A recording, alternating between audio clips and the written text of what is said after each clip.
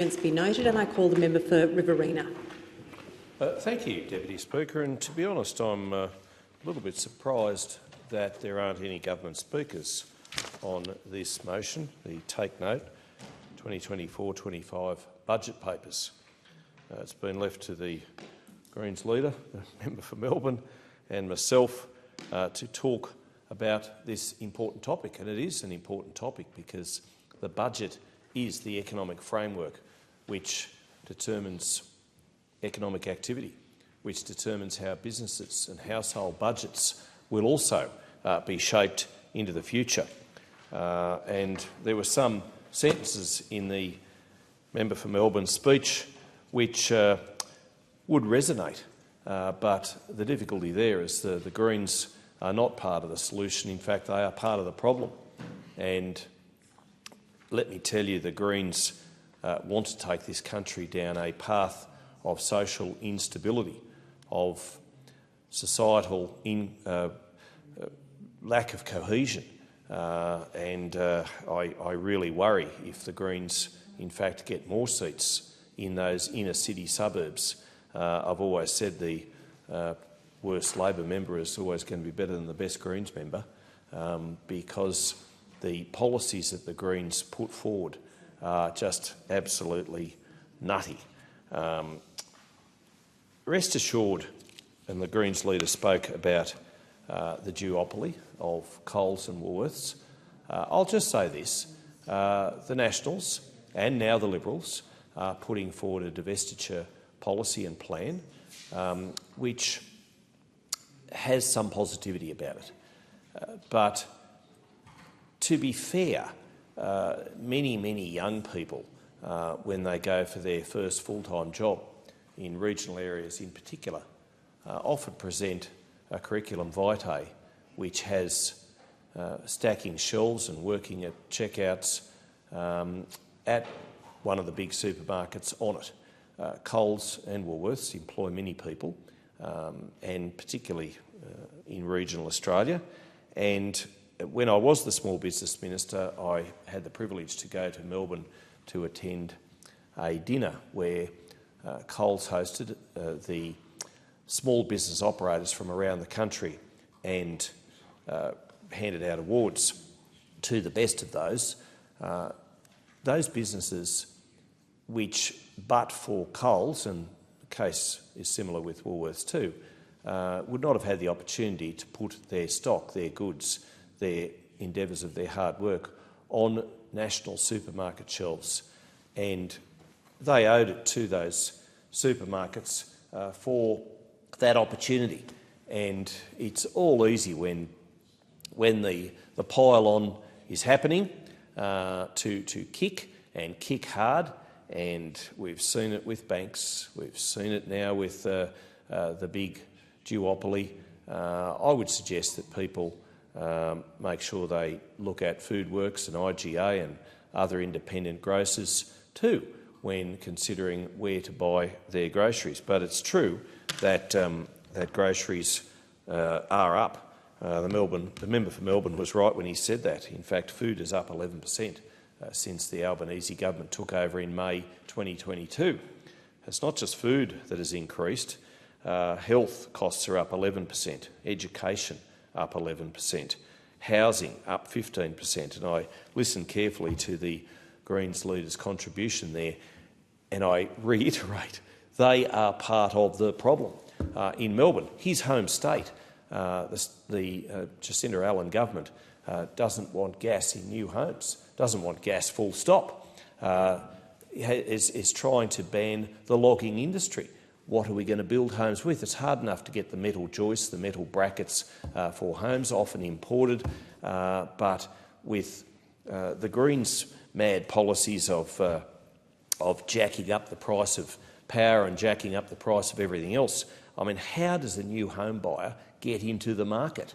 It's almost impossible. And then we have his offsider, the member for Brisbane, running around, suggesting that it's all the Commonwealth's problem, when in fact a large lot of it has to do with development applications at local government level.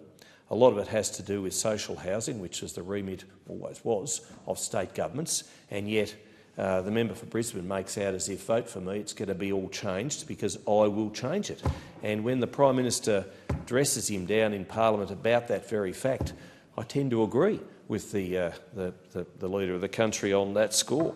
Rent is up 15%, financial and insurance up 17% under this Labor government. Electricity, Madam Deputy Speaker, 22% increases since May 2022. And here we had a Prime Minister on no less than 97 occasions prior to being elected saying that he was going to put in place a $275 power cut and that power prices would be less under a Labor government than what was happening under the coalition.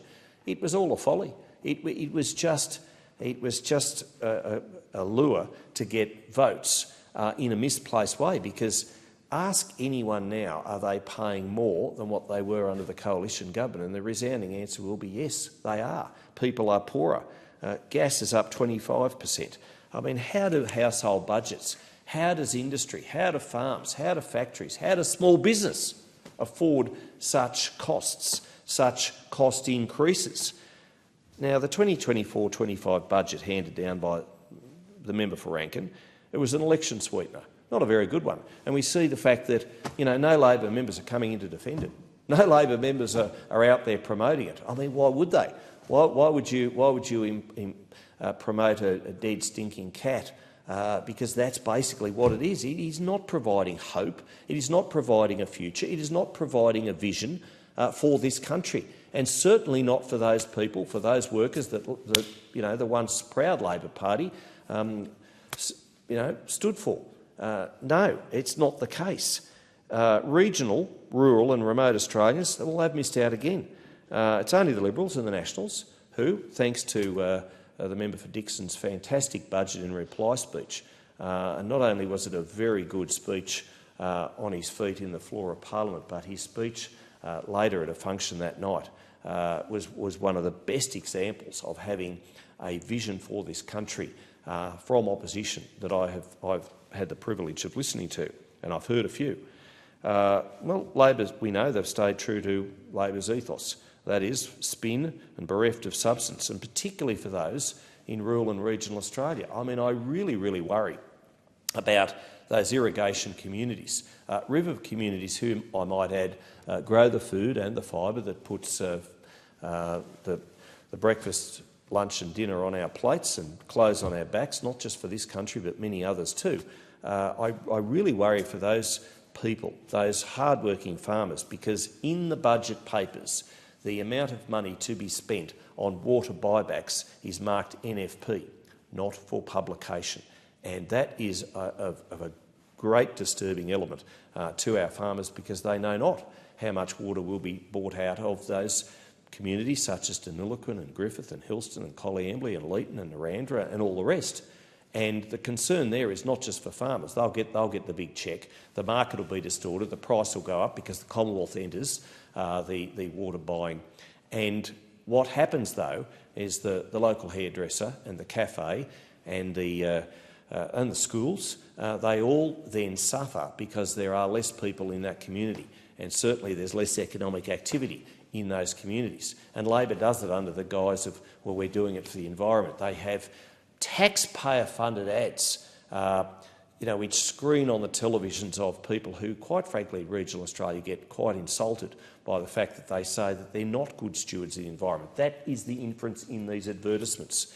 And even the tax cuts, even the supposed tax cuts that Labor's putting in. I mean, it's robbing Peter to pay Paul, because they're taking on one hand and then giving just a little bit back with the other, and then they call it a tax cut, but they are promoting it via a huge multi-million-dollar tax blast, tax advertisement splurge, and it's not necessary. It is just a waste of money. They'd be better off spending it in regional health, regional education. Goodness knows, if you looked at the NAPLAN figures this morning, with a third of children unable to read or write at an acceptable level, and then you've got a television spruiking Labor's budget. It wasn't a good budget. It simply wasn't a good budget. It was a typical Labor budget.